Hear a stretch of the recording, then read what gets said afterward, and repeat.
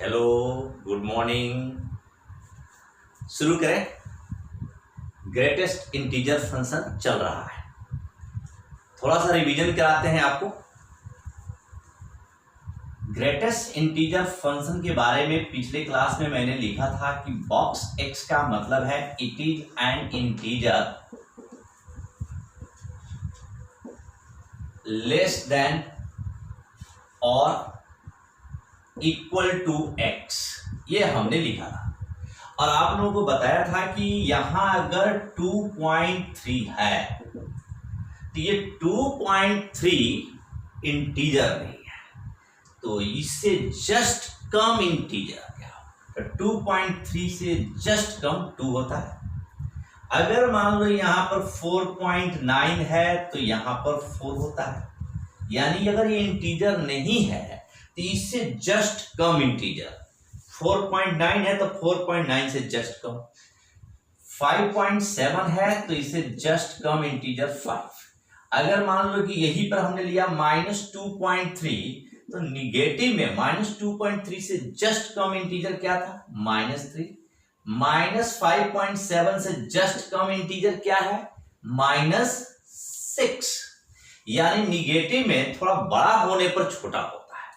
अगर ये इंटीजर है जैसा कि 2 तो आपका 2, 3 तो ये 3, अगर 0 तो 0, -2 तो -2। तो आपने पिछले क्लास में इसके बारे में अच्छे तरीके से पढ़ लिया था कि 2.3 अगर इंटीजर नहीं है तो उसे जस्ट कम, इसीलिए कहा गया it is an integer less than और इक्वल टू एक्स। तो आपने यहां पर देखा, इसी चीज को मैंने आपको एक नंबर लाइन से समझाया था कि यहां पर मान लो कि ये हमारे पास n है और यहां हमारे पास n+1 है और बीच में कहीं पर x है।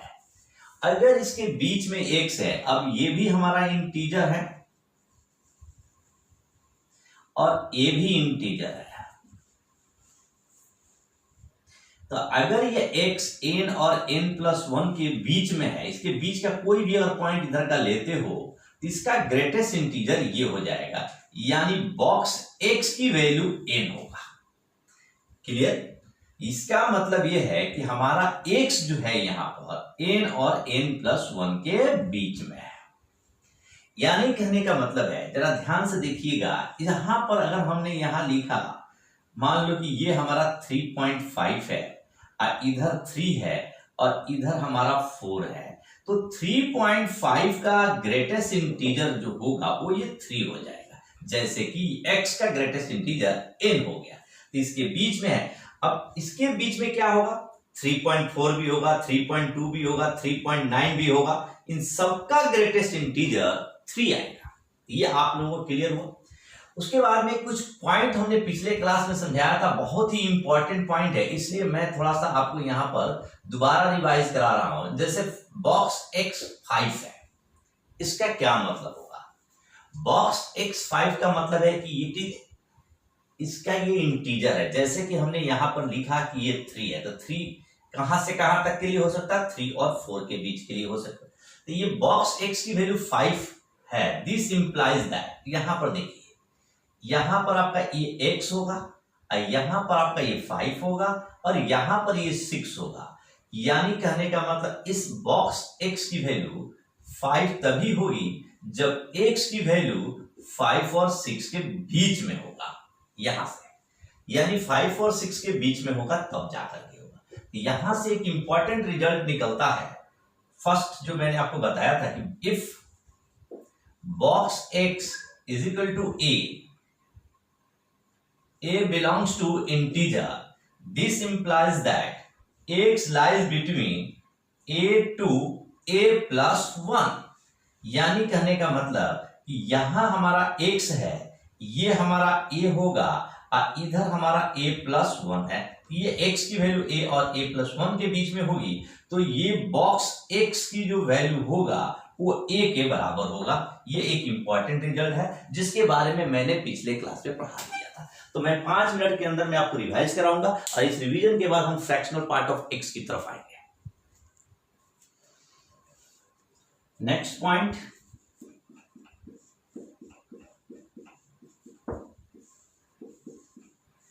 Box x greater than equal to a where a belongs to integer। ध्यान दीजिए, box x is greater than equal to a, यानी ये बॉक्स x एक इंटीजर है a से बड़ा। अगर a से बड़ा कोई इंटीजर है तो क्या होगा, पॉइंट को समझिएगा, अच्छे से समझिएगा। जैसे मान लो कि मैं यहां एक नंबर लाइन बना रहा हूं और यहां पर हमारे पास ये एक इंटीजर है, यहां लिखा हुआ a इंटीजर है, तो ये हमारे पास इंटीजर है, ये a है। a से बड़ा जो इंटीजर आएगा वो a+1 होगा, यहां a+2 होगा, यहां पर a+3 होगा। इसी तरह से इस पर इंटीजर चलते रहेंगे।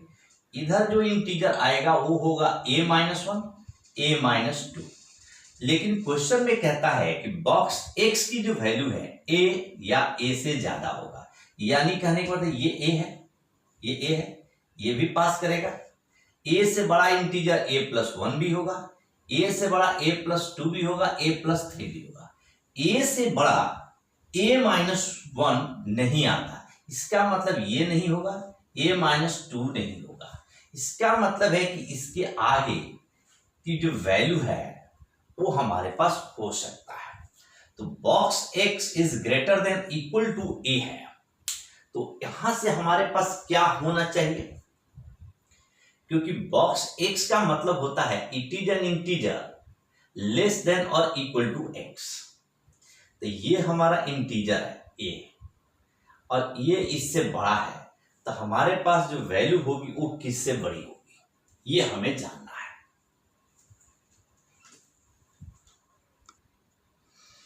तो आपने क्या देखा कि बॉक्स x है, ये greater than equal to a है और a इंटीजर है, तो ये इससे बड़ा है। यहां a लिखा है a+1 a+2, तो a से बड़ा होना चाहिए और ये इंटीजर है, यहां से ये सब पास कर रहा है।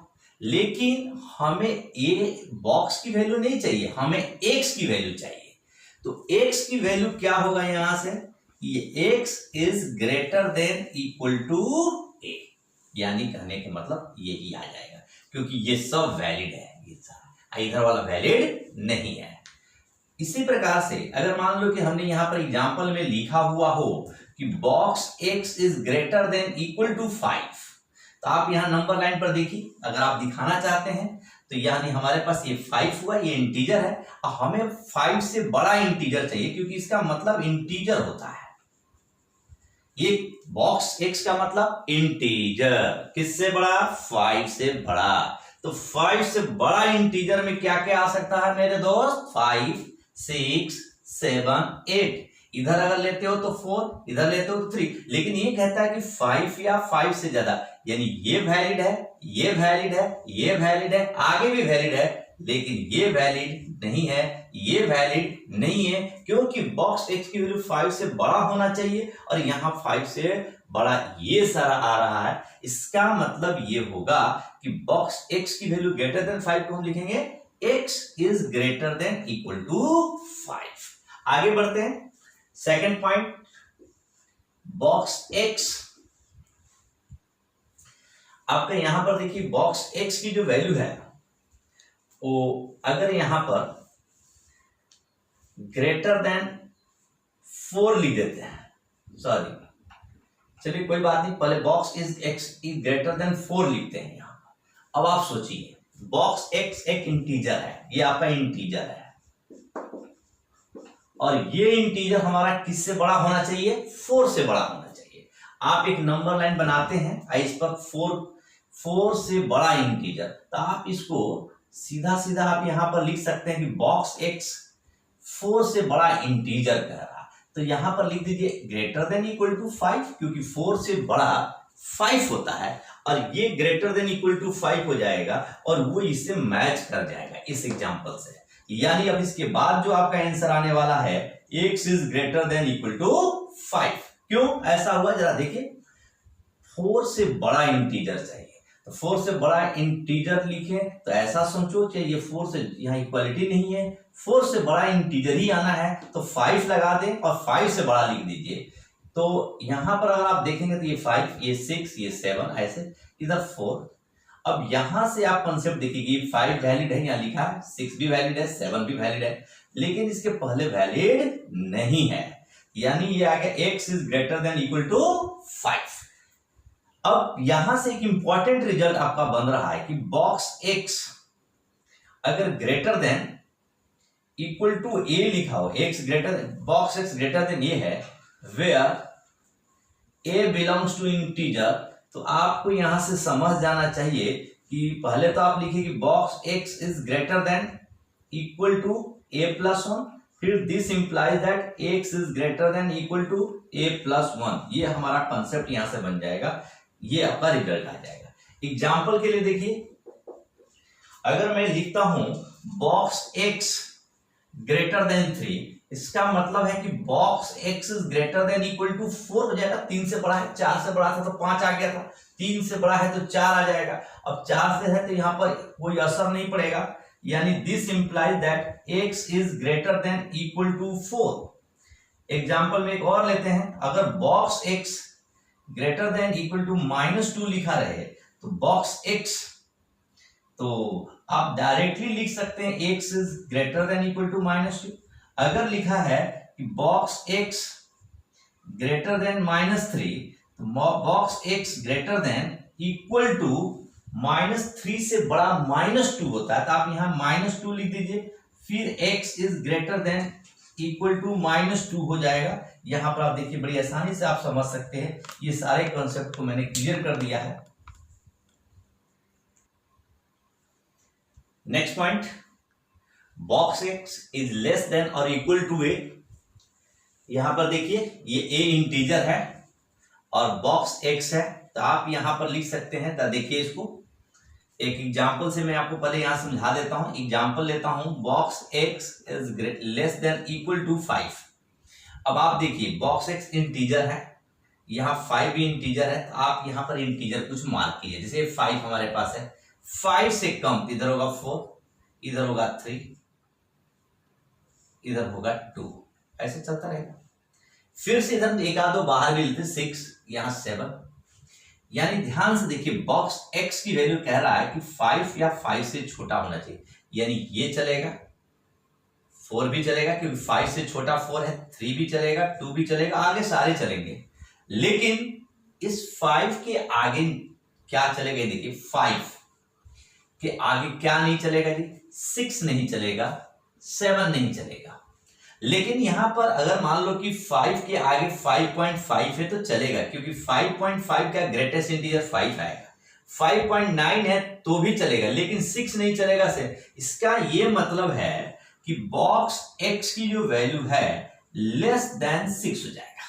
मेरी बात समझिए, ये 5.9 है तो भी चलेगा, 5 के आगे 5.6, 5.7, 5.9 यहां रख ली, ये नहीं चलेगा, इसलिए 6 हो गया।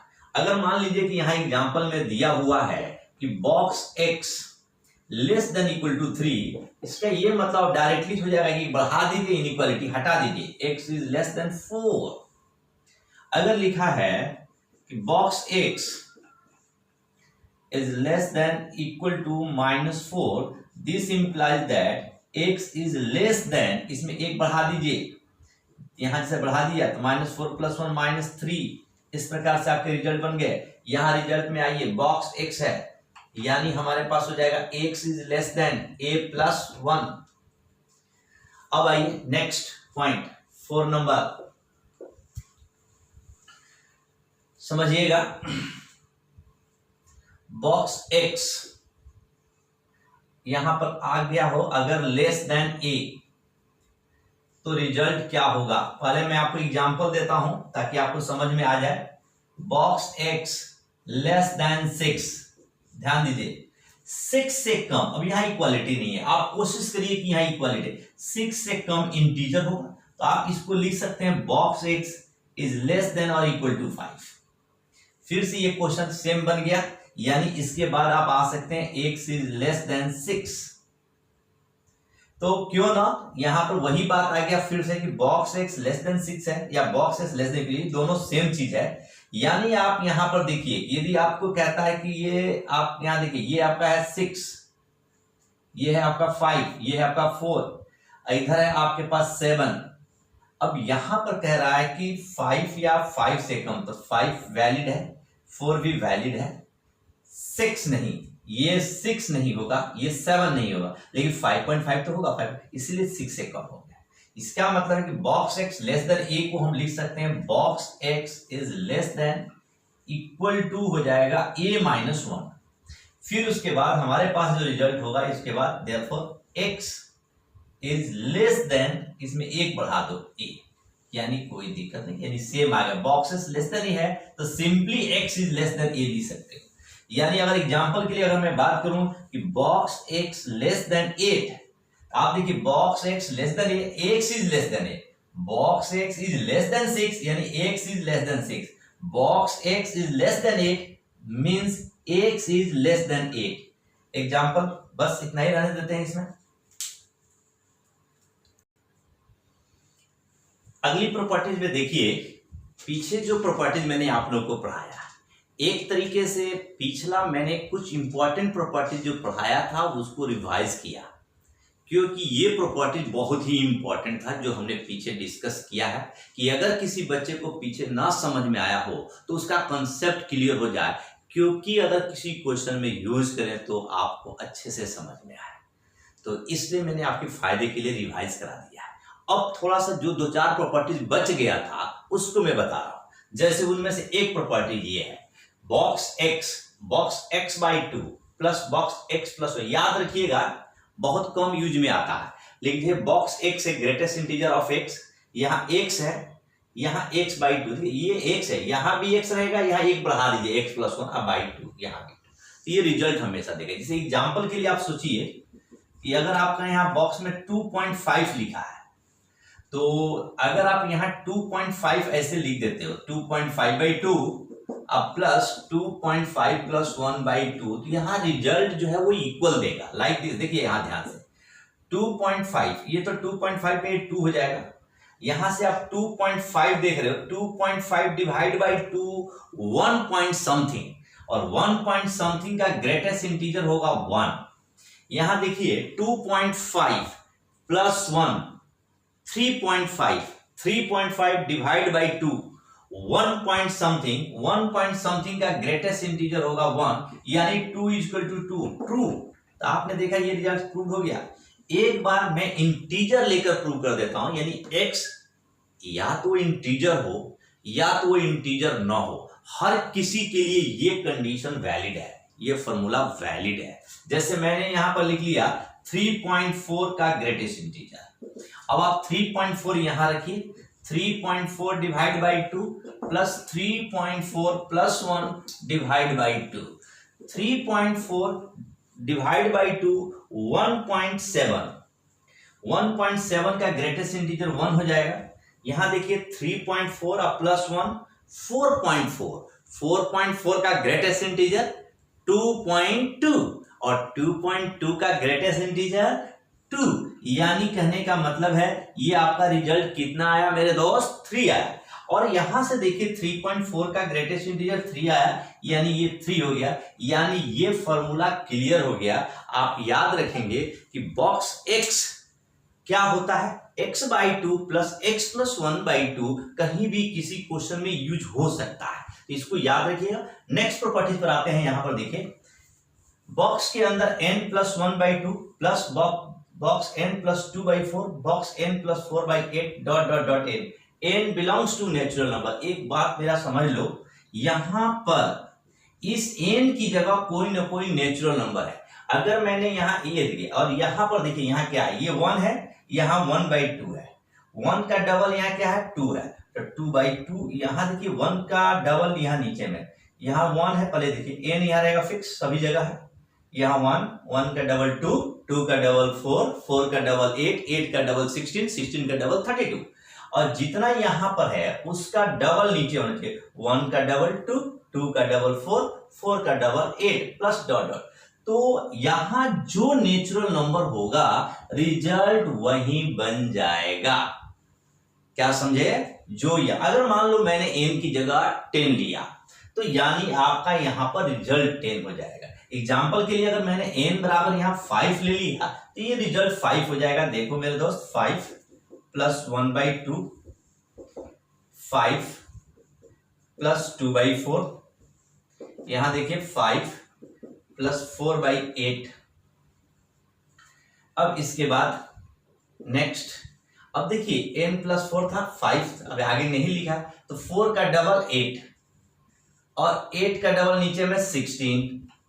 देखिए 4 का डबल 8 था, तो यहाँ 4 का डबल 8 आ गया, 8 का डबल 16 नीचे आ गया। अब आपका आगे इसी तरह चलता रहेगा, लेकिन लिखने से कोई फायदा नहीं, क्योंकि 5 प्लस 8 13 होगा और 13/16 करेंगे तो आ जाएगा 0 पॉइंट समथिंग, और 0 पॉइंट समथिंग का ग्रेटेस्ट इंटीजर 0 होगा, यानी इसकी वैल्यू 0 हो जाएगी। आगे जितनी भी आएगी सबकी वैल्यू 0 हो जाएगी। अब यहां से देखिए 5 प्लस 1 6, 6/2 3 हो जाएगा, 5 plus 2 7, 7 divide by 4 1 point something, 1 point something का ग्रेटेस्ट इंटीजर 1 होगा, plus 5 plus 4 9, 9 divide by 8 1 point something, ये 1 हो जाएगा, आगे की value 0, 3 plus 1 4, 4 plus 1 5, this is same. n 5 लिया तो यहाँ पर 5 आ जाएगा, ये n है तो यहाँ n होगा। अगर यहाँ n की जगह 10 10 10 लिख दे तो यहाँ पर 10 हो जाएगा। और ये n क्या होना चाहिए मेरे दोस्त? नेचुरल नंबर होना चाहिए। क्या होना चाहिए? Natural number. बहुत अच्छा सा फॉर्मूला है कि अगर कहीं बहुत आप यूज कर सकते हो। ठीक है, तो शुरू करें आगे हम लोग। आप लोग लग रहा कि मेरे चेहरे पे इतनी स्माइल क्यों है? रीजन है इसका मेरे दोस्त, क्योंकि जब मैं पढ़ाता हूं तो मेरे सामने तो कोई स्टूडेंट होता नहीं है। मैंने क्या सोचा कि लॉकडाउन में एक ऐसा समय आ गया है कि आजकल ऐसे ही मुस्कुराना पड़ता है ना, और आपसे अपने बारे में पूछना भी पड़ता है कि क्या जी आप कैसे हो, आपका जवाब भी कुछ ना कुछ तो मिलता ही होगा। तो मेरे दोस्त आगे देखते हैं, आइए क्वेश्चन पे चलते हैं। x प्लस 1/n है, यहाँ ये x हर जगह कॉमन है, हर ब्रैकेट के अंदर। उसके बाद में यहां देखिए 1/n है, दूसरे ब्रैकेट से शुरू हुआ, 1/n है, 2/n है, और ऐसे प्लस n-1/n है, यानी 1 से लेकर यहां तक n-1 गया है। और ये याद रखने का तरीका है मेरे दोस्त कि अगर यहां पर 100 है तो यहां पर 99 होना चाहिए, अगर यहां पर 50 है तो यहां पर 49 होना चाहिए। यहां x होगा, यहाँ x प्लस 1/n, ये n फिक्स होगा, ये n जैसे मान लो 50 है, यहाँ 50, यहाँ 50, यहाँ 50, यहाँ पर जैसे 1 से शुरू है 1 2 3, यहाँ एक n माइनस, अगर यहाँ 50 है तो यहाँ पर 49 तक जाना चाहिए। वंस अगेन मैं रिपीट करता हूं, ये हमारा फिक्स है, x हर ब्रैकेट में होना चाहिए। और दूसरे ब्रैकेट से जब 1 है तो यहाँ 1/n है, यहाँ 1 होना चाहिए 1, फिर इसके बाद 2 3। अगर यहाँ 50 है तो यहाँ 49 तक जाएगा, यहाँ 50 जाएगा। अगर n की जगह हर जगह 100 है तो यहां पर 99 तक जाएगा। अगर यहां पर 200 है, यहां भी 200 है, तो यहां 199 तक जाएगा। जैसे एग्जांपल में देखो, यहां पर मेरे पास क्वेश्चन है 3/4 फिक्स है हर जगह, यानी 3/4 की x की जगह पर आया है, यानी आप इसे x समझ लीजिए, ये आपका x है, और ये जो 100 है ये आपका n है। यहां देखिए 1 2 कहां तक गया? 99 तक, 100 से एक कम है, यही आपका n है, और ये आपका n-1 है, जैसा कि n n-1 है। तो आप इस फॉर्मूला को लगा सकते हैं और आसानी से क्वेश्चन को सॉल्व कर लेंगे। क्या होगा इसका फॉर्मूला जी? nx, बॉक्स के अंदर nx, आप यहां n की वैल्यू 100 और x की जगह आपका होगा 3/4।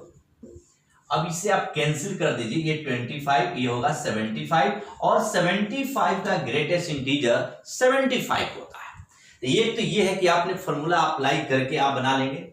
दूसरा एक मेथड है, सेकंड मेथड।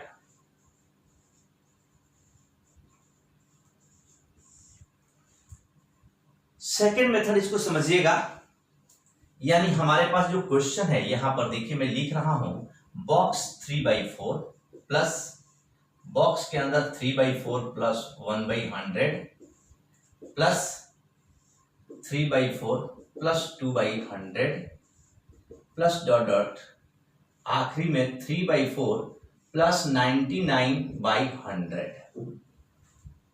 यहां देखिए ये जो 3.4 है ये 0.75 होगा और ये 0.75 होगा, यहां भी 0.75 है और 0.75 में अगर 0.25 जोड़ेंगे तब जाकर 1 होगा, अदरवाइज ये अच्छा 1 यहां देखिए 1/100 है तो 1/100 0.25 कब आएगा? ये दोनों आने के बाद इसका 1 आएगा, या 1 का ग्रेटेस्ट इंटीजर 1 होता, लेकिन यहां 1 आने के लिए यहां 20.25 आने के लिए इस 1/100 की जगह 25/100 होना चाहिए। 25/100 होने का मतलब है 0.25 और ये तो 1/100 है, इसका मतलब है कि ये हमारा 0.75 है और ये जो वैल्यू आया है ये 0.25 से कम है, लेस देन है 0.25। मतलब इन दोनों का जो सम होगा वो लेस देन 1 होगा, इन दोनों का जो सम होगा वो लेस देन 1 होगा। कहां तक? 25 से पहले 1 2 3 ऐसे, यानी बिगिनिंग से हम 25 टर्म्स तक जाएंगे। यानी आप ऐसे सोचो कि 3/4 plus 3/4 plus 1/100 plus 3/4 plus 2/100 plus dot dot dot, यहां देखिए 3/4 प्लस 25/100, आगे प्लस डॉट डॉट ऐसे आता रहेगा और लास्ट में आएगा आपके पास 3/4 99/100। सॉरी, आप यहां से देखिए ये जो वैल्यू आ रही है यहां से जस्ट पहले तक, ये टोटल यहां से 1 से लेकर ये 25 है तो 24 तक जाएगा। 24 तक की जो वैल्यू होगी वो 0 होगी, क्योंकि हर ब्रैकेट की वैल्यू 1 से कम है। ये भी 1 से कम है, ये वैल्यू 1 से कम है, ये वैल्यू 1 से कम है। आगे इस प्रकार से ये सारी वैल्यू 0 हो जाएगी, तो ये भी आपका 0.75 है तो इसकी ग्रेटेस्ट इंटीजर की वैल्यू 0 हो जाएगी, यानी अप टू 25 टर्म्स।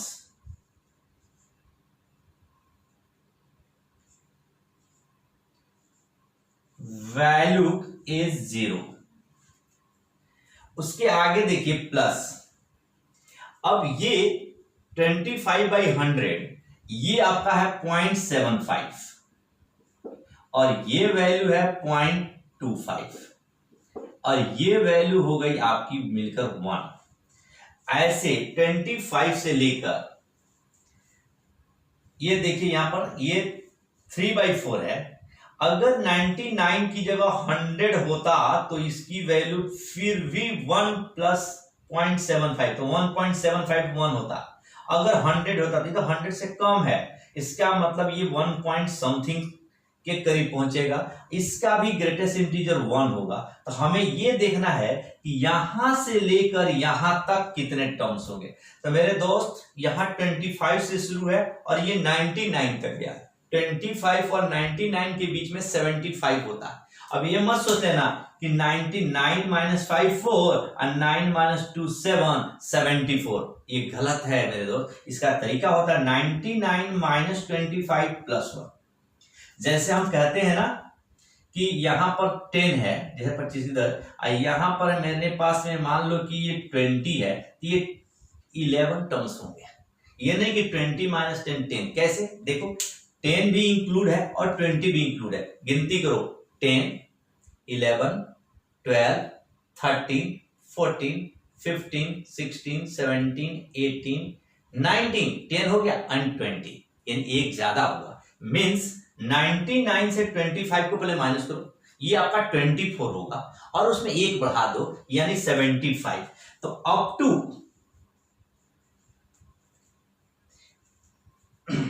यानी 75 टर्म्स।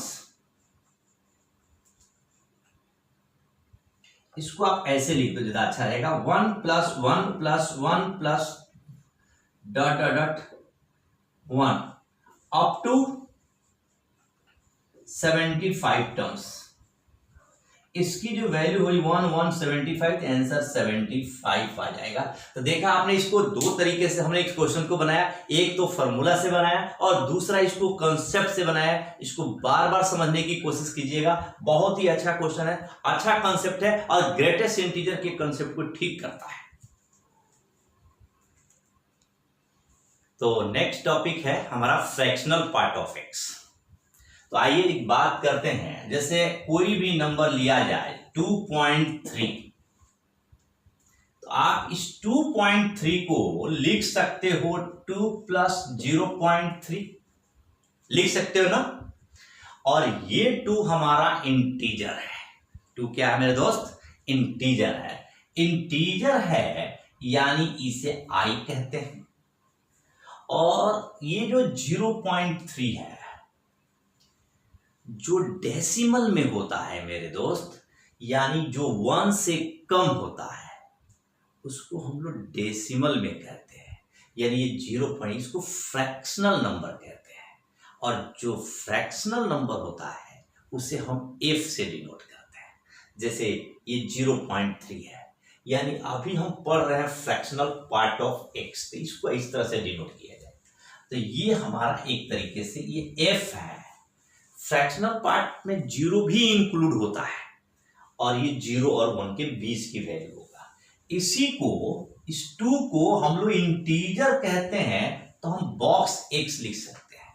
और जो 0 और 1 के बीच में होता है उसी को हम लोग कर्ली ब्रैकेट में लिखते हैं, जैसे कि ये रिप्रेजेंट किया, इसी को कहते हैं फ्रैक्शनल पार्ट ऑफ एक्स। और ये मेरे दोस्त ये एक्स है जिसको ब्रेक किया गया है। इस प्रकार से एक्स को आप लिख सकते हो box x plus fractional part of x. अब रही बात, इसी तरह से आप देखिए यहां पर एक और बात करके देखते हैं। 4.5 है, तो आप यहां 4 लिखते हो प्लस 0.5।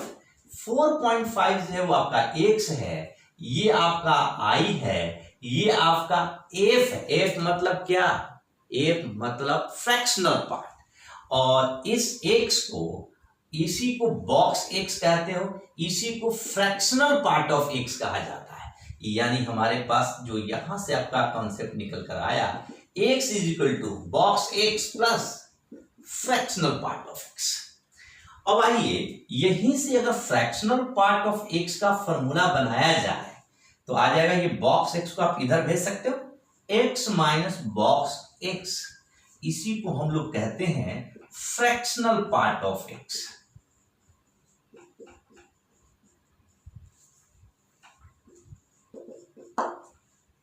तो ये आपका इंपॉर्टेंट रिजल्ट है, ये आपका इंपॉर्टेंट है।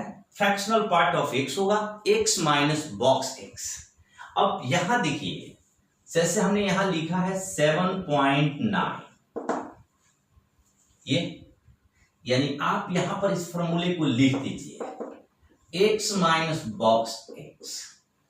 मैंने यहां लिखा 7.9, और 7.9 को लिखोगे तो यहां x की जगह 7.9 माइनस बॉक्स के अंदर 7.9 होगा। अब यहां देखिए 7.9 है, 7.9 का ग्रेटेस्ट इंटीजर होगा 7। इसके पहले आपने पढ़ा है, बहुत मेहनत किया हम लोगों ने ग्रेटेस्ट इंटीजर में।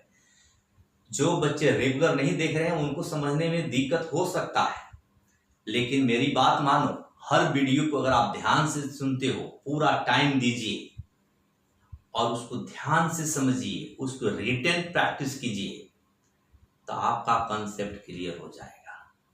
यानी कहने का मतलब हर एक लेक्चर दूसरे से रिलेटेड है। तो मेरी बात ये मानो कि आप पीछे वाला लेक्चर को ध्यान से पढ़ो, उसको समझो और फिर आगे बढ़ाओ, तब आपको समझ में ज्यादा आएगा। जैसे यहां पर देखो 7.9 है, 7.9 का ग्रेटेस्ट इंटीजर 7 होगा, और आप इस 7.9 से 7 को माइनस कर देंगे तो 0.9 आएगा। अब आओ यहां देखो जी 5.1 है, अब यहां पर देखिए 5.1 का है, 5.1 माइनस 5.1, 5.1 माइनस 5.1 का ग्रेटेस्ट इंटीजर 5, 5.1 से 5 गया, ये होगा 0.1। तो आपने यहां पर क्या देखा कि कि जैसे 7.9 है तो इसकी जो फ्रैक्शनल पार्ट आ रहा है वो 0.9 आ रहा है। अब 5.1 है तो इसका फ्रैक्शनल पार्ट 0.1 आ रहा है, यानी ये जो डेसिमल के बाद वाला नंबर है डेसिमल 1 वो आ रहा है। इसका मतलब है कि अगर ये 8.3 होगा तो यहाँ 0.3 आ जाएगा। अगर मान लो यहाँ पर 7.9 होगा तो ये 0.9 आ जाएगा। इसको 6.9 कर देते हैं, ये 0.9 आ जाएगा। अब आइए, अगर मैं यहां पर एक बार ले रहा हूं -2.1, आप यहां से देखो निगेटिव में है, इस फॉर्मूले का यूज कर रहा हूं -2.1 -2.1 का ग्रेटेस्ट इंटीजर होगा -3। निगेटिव में ज्यादा जाने पर कम होता है, तो -2.1 का ग्रेटेस्ट इंटीजर होगा -3 और इसे टकरा करके ये हो जाएगा +3। 3 से 2.1 को हमें यहां पर निकालना है तो ये हो जाएगा 0.9।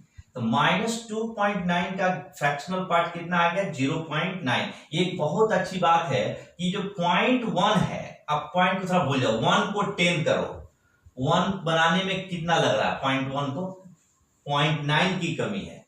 0.1 को मतलब 1 बनाना है तो इसको 0.9 कम हो रहा है। इसी प्रकार से -3.6 है तो यहाँ 0.6 है, तो 0.6 को 1 बनाने के लिए क्या चाहिए 0.4 चाहिए, तो आप सीधा ना 0.4 लिख सकते हो। -8.2 है, बताओ जी 0.2 को 1 बनाना मतलब 10 एक समझो, 2 को से 10 जाना मतलब 8 और ये पॉइंट है तो इसको 0.8, यानी 0.2 को 0.8 में ऐड करेंगे तो 1 आ जाएगा। -7.6 है, क्या आएगा मेरे दोस्त 0.4 आएगा। आपने देखा एक। अब मैं आपको बता रहा हूं कि अगर इंटीजर हो जाए, जैसे 5 है, यहां रखिए 5 माइनस बॉक्स के अंदर 5 का 5 ये 0 हो जाएगा। -3 इंटीजर है तो -3 प्लस 3 क्या हो जाएगा 0। यानी आप यहां पर एक बात समझो, समझने की बात है, 7.9 का फ्रैक्शनल पार्ट 0.9 आ रहा है, मतलब कि अगर पॉजिटिव में है तो डेसिमल के बाद वाला 9 जो है वो डेसिमल के साथ आ रहा है। 5.1 है तो इंटीजर के बाद 0.1 है वो आ जा रहा, 8.3 है तो 0.3 आ रहा, 6.9 है तो 0.9 आ रहा। अगर ये -2.1 है, निगेटिव में लिया गया है, तो जैसे ये 1 है यहां पर, तो 0.1 को 1 बनाने के लिए कितना चाहिए 0.9 चाहिए, या सिंपल लूज सेंस में समझिए 1 को 10 यानी 9 की कमी है तो ये हो गया 9.9 लिखिएगा। -3.6 है तो 0.6 को 1 बनाएंगे तो क्या चाहिए 0.4 चाहिए, तो 0.4 हो गया। -8.2 है, निगेटिव वाला में ऐसा सोचना है कि 0.2 है, इसको 1 बनाने के लिए क्या चाहिए 0.8 चाहिए, ये 0.8 हो जाएगा। आपने देखा कि जितनी भी था इंटीजर है, जैसे 5 है तो 5 में 0 आ गया, -3 पर भी 0 आ गया।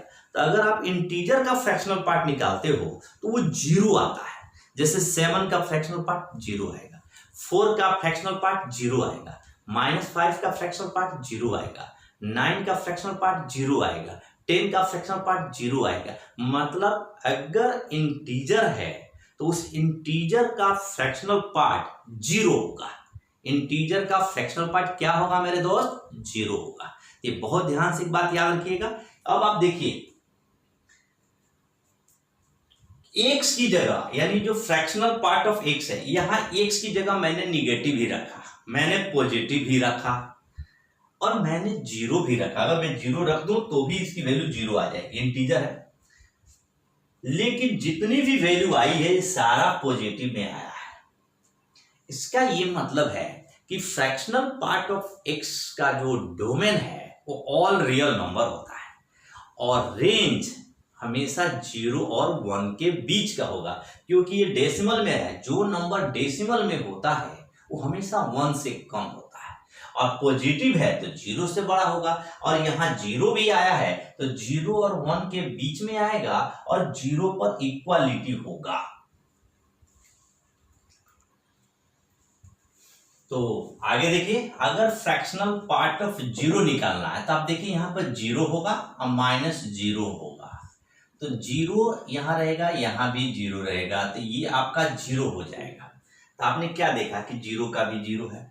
अगर मैं यहाँ पर 3 लेता हूँ तो 3 का भी जीरो हो जाएगा। मैं अगर 7 लेता हूँ तो इसका भी जीरो हो जाएगा। -3 लेता हूँ तो भी जीरो होगा, -7 लेता हूँ तो भी जीरो होगा। तो एक बात आप समझ गए कि अगर ये इंटीजर है तो इंटीजर का फ्रैक्शनल पार्ट जीरो होता है। इस फॉर्मूला से प्रूव हो गया। तो मेरे दोस्त, अगर ये fx बराबर ये फ्रैक्शनल पार्ट ऑफ x है, एक और चीज आप लोगों को मैं बताना चाहूंगा, बहुत ही इंपॉर्टेंट चीज है, ध्यान से देखिएगा।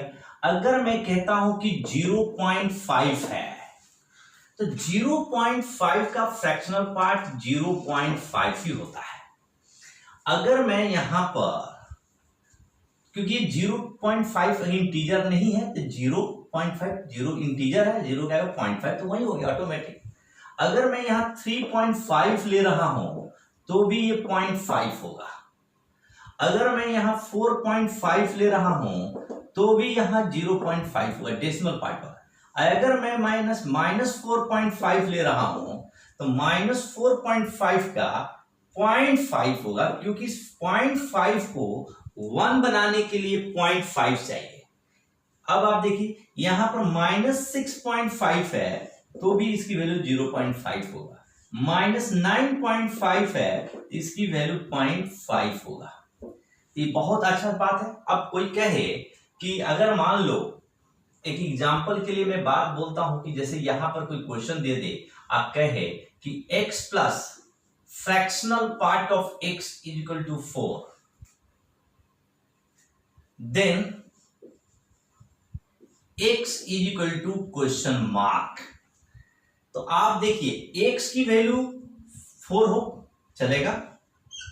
अगर यहां मैं 4.5 ले लूं तो यहां पर देखिए, अगर x की जगह अगर मैं यहां 4.5 ले लूं तो इसकी वैल्यू तो 4.5 का कितना आएगा, x यहां पर 0.5 हो गया और ये आ गया 4.5, जबकि मुझे 4 चाहिए। इसका मतलब ये गलत है मेरे दोस्त, यानी x की जगह अब यहां पर अगर मैं 3.5 लूं और यहां पर 3.5 लूं तो 3.5 तो ये रहेगा।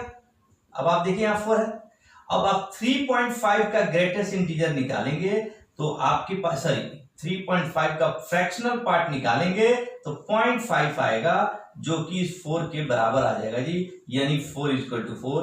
ये सही हो गया, ट्रू। इसका मतलब है कि यहां x equal to fractional part of x equal to 4 होने के लिए x की जो वैल्यू होगी वो आपका 3.5 होना चाहिए।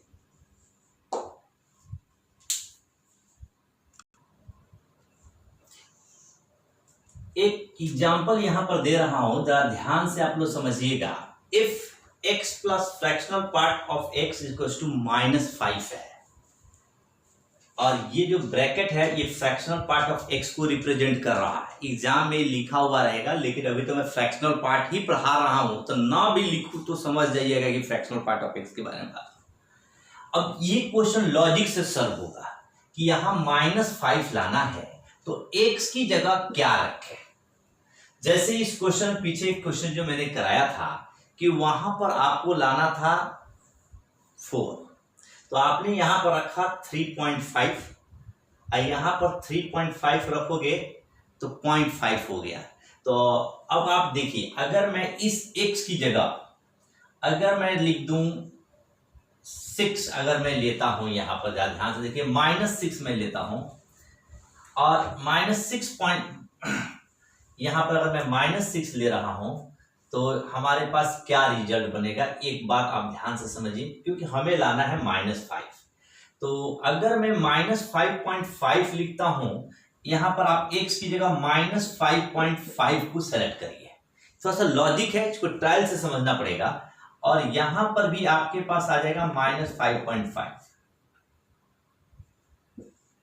-5.5 ये है, और -5.5 का जो फ्रैक्शनल पार्ट है वो 0.5 हो गई, डेसिमल के बाद 5 है, यही आता है। 1.5 हो तो भी 0.5, यानी आप बगल में मैं लिख रहा हूं, अगर यहां पर 2.5 है तो भी 0.5, और -2.5 हो तो भी 0.5, 1.5 हो फिर भी 0.5, और -1.5 हो तो भी 0.5। पीछे एग्जाम्पल देकर मैंने आपको समझाया था। तो -5.5 का 0.5 हो जाएगा। अब -5.5 से 0.5 जाएगा तो यहां पर हमारे पास जो रिजल्ट बनेगा वो होगा -1, जो कि वैलिड हो गया। इसका मतलब है therefore x is equal to -5.5। एक और एग्जांपल लेते हैं।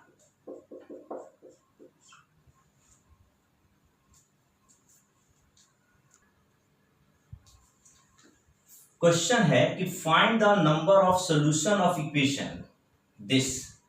मोड के अंदर है box x minus 2x is equal to 4, where box के अंदर dot denotes the greatest integer function. क्या होगा? आइए जरा सॉल्यूशन करते हैं, इसको समझने की कोशिश करते हैं। यानी यहां पर देखिएगा ये बॉक्स x है, -2x है, इज इक्वल टू 4 है। तो ये मोड हटेगा तो यहां पर प्लस माइनस आ जाएगा। Box x -2x is equal two plus -4। यानी हमारे पास ये कंडीशन लगा है कि मोड x a है, therefore x is equal two plus minus a। ये हमने यहां पर लगा दिया। आगे देखिए, समझिएगा आप लोग।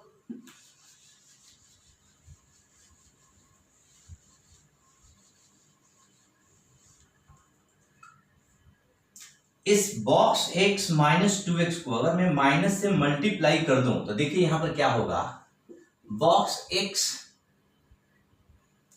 यहां पर हमारे पास है -+2x इज इक्वल टू -+4। जो प्लस था वो माइनस हो जाएगा, जो माइनस था वो प्लस हो जाएगा।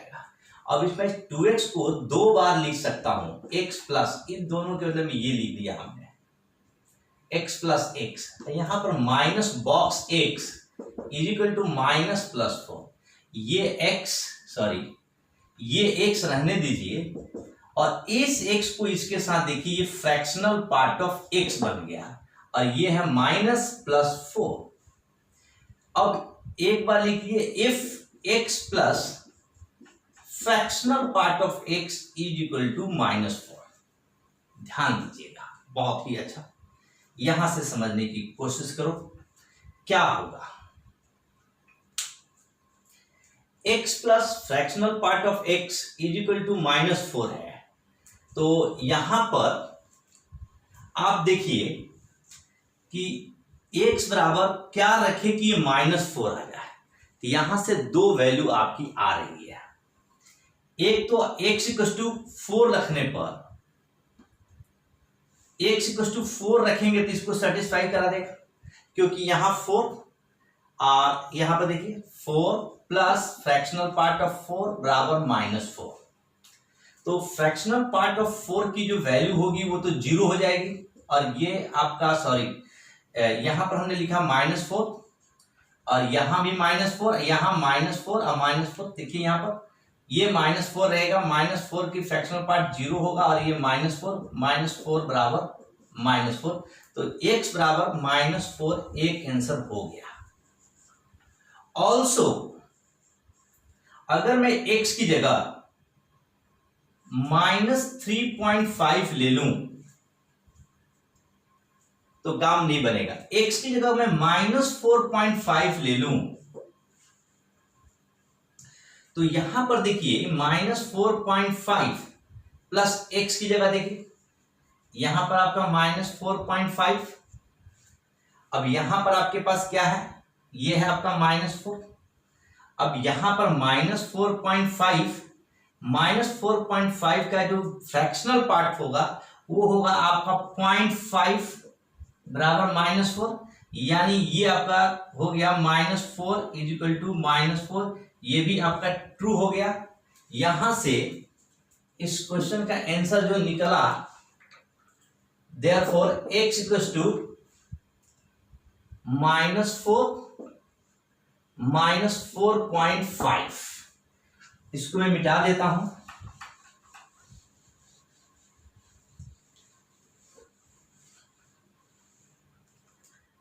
अब आप देखिए next, also if x plus fractional part of x is equal to +4। यहां पर देखिए if this implies that x is equal to 4, क्योंकि यहां पर अगर 4 रखते हो, 4 plus fractional part of 4 is equal to 4, 4 plus fractional part of 4 की वैल्यू आपकी 0 हो जाएगी, तो इसको सेटिस्फाई करता है, तो 4 बराबर 4, ए भी ट्रू हो गया, यानी ये सही हो गया, x की वैल्यू 4। अगर मैं यहां पर x की वैल्यू